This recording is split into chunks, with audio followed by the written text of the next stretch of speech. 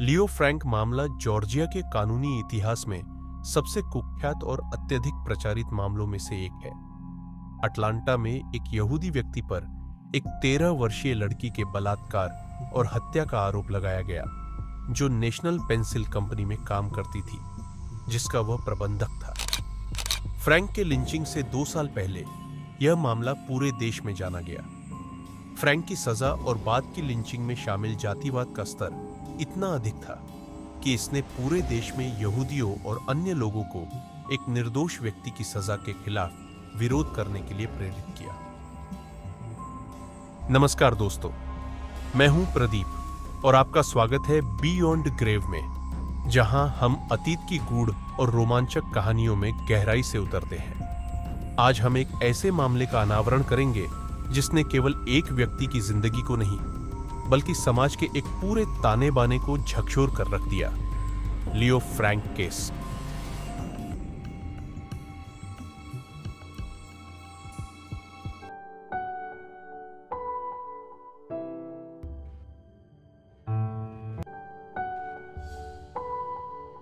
छब्बीस अप्रैल 1913 को मैरी फेगन, जो कि किराएदार किसान की बेटी थी और जो आर्थिक लाभ के लिए अटलांटा आई थी, पेंसिल फैक्ट्री में अपनी सप्ताह की मजदूरी लेने गई। फैक्ट्री के अधीक्षक लियो फ्रैंक ने उसे भुगतान किया। वह आखिरी व्यक्ति था जिसने फेगन को जीवित देखा था। आधी रात को फैक्ट्री के चौकीदार ने उसके चोटिल और रक्त रंजित शरीर को बेसमेंट में पाया और पुलिस को बुलाया। जब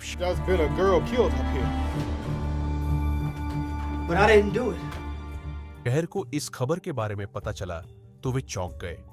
अफवाहें फैल गईं कि उसकी हत्या से पहले उसका यौन उत्पीड़न किया गया था।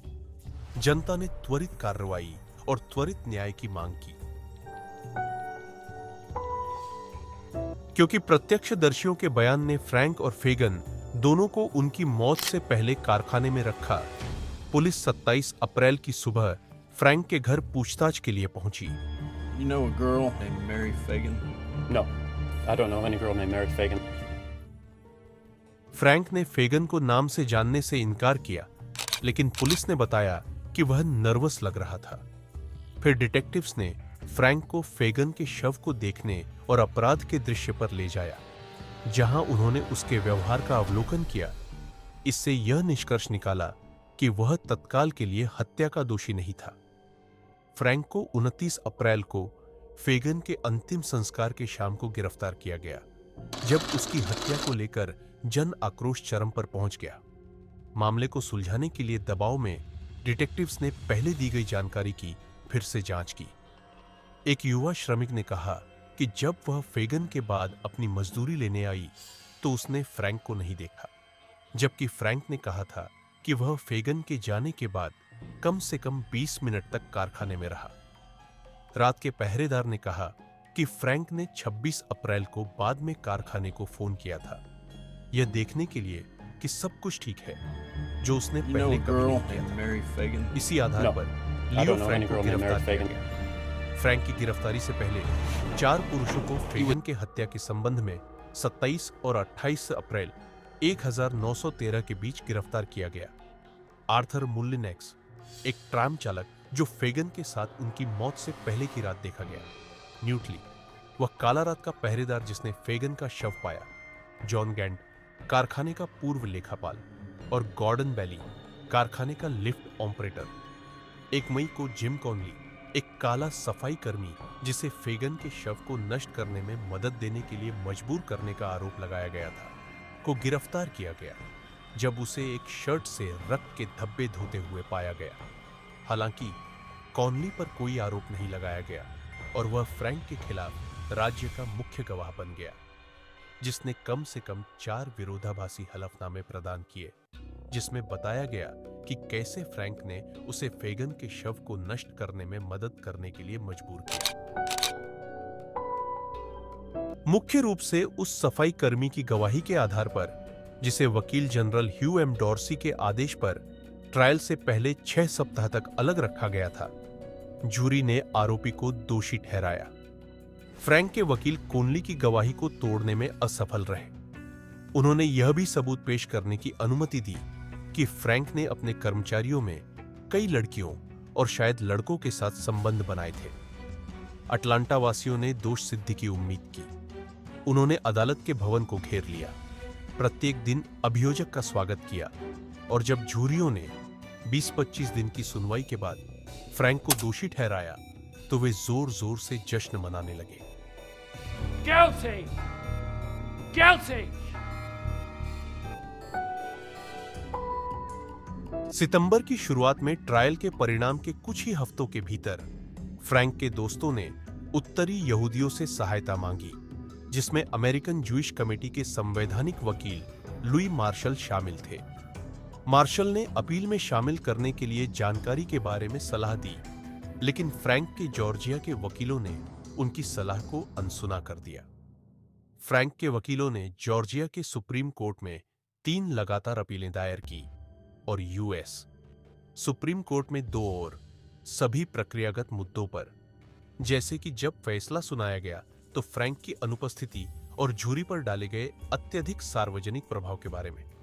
अंततः यूएस सुप्रीम कोर्ट ने भी प्रक्रियागत आधार पर फ्रैंक की अपीलों को खारिज कर दिया। हालांकि 2 की एक अल्पसंख्यक ओलिवर वेंडेल होम्स और चार्ल्स इवांस ह्यूजेस ने असहमति व्यक्त की। उन्होंने नोट किया कि ट्रायल एक सार्वजनिक शत्रुता के माहौल में आयोजित किया गया था। भीड़ का कानून आतंकित जूरी की सहमति प्राप्त करके विधिक प्रक्रिया नहीं बनता। जब सभी न्यायालयी अपीलें समाप्त हो गई, फ्रैंक के वकीलों ने जॉर्जिया के गवर्नर जॉन एम स्लेटन से माफी की मांग की। थॉमस ई वॉटसन, एक पूर्व पॉपुलिस्ट और जॉर्जिया के जेफरसोनियन के प्रकाशक, ने फ्रैंक के खिलाफ एक अभियान चलाया जिसने जनसामान्य में गूंज पैदा की और जॉर्जियाई लोग इसके प्रति प्रतिक्रिया करने लगे। वॉटसन के यहूदी और विशेष रूप से लियो फ्रैंक के खिलाफ आरोपों ने पत्रिका की बिक्री बढ़ा दी और इसके लिए प्रशंसा पत्रों की बड़ी संख्या आई। जैसे जैसे वॉटसन ने जन आक्रोश को भड़काना जारी रखा, उसकी पाठक संख्या बढ़ती गई।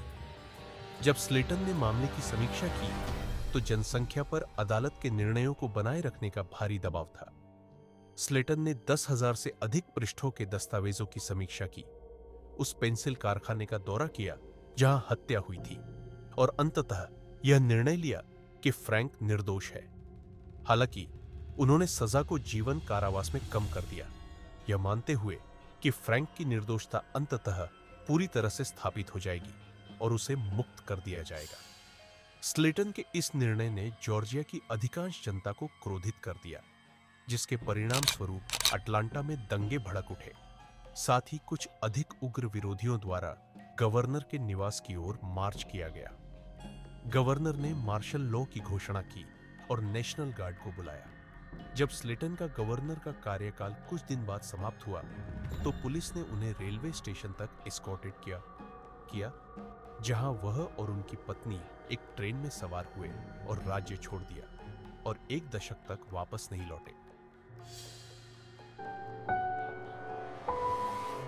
स्लेटन की सजा कम होने के बाद फ्रैंक को मिलेजविल के एक जेल फार्म में लगभग 2 महीने के लिए रखा गया।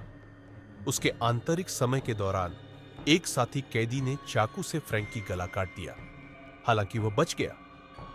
फ्रैंक का जेल फार्म में ठहराव 16 अगस्त 1915 की रात को समाप्त हो गया, जब मैरिएटा के 25 प्रोमिनेंट नागरिक, जिन्होंने खुद को मैरी फैगन के नाइट्स के रूप में पहचाना, मिलेजविल गए।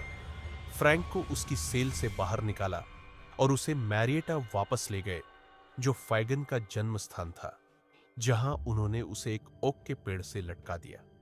केवल कुछ महीने बाद इनमें से कई पुरुष स्टोन माउंटेन में रात के समारोह का हिस्सा बनेंगे, जिसने आधुनिक कू क्लक्स क्लान की स्थापना की। अगले सुबह मैरिएटा में लगभग 3,000 लोग फ्रैंक के लटके हुए शरीर को देखने के लिए इकट्ठा हुए।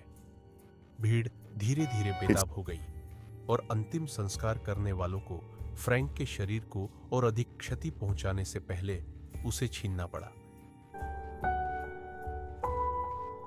लियो फ्रैंक मामला जॉर्जिया के कानूनी इतिहास में सबसे कुख्यात और अत्यधिक प्रचारित मामलों में से एक है।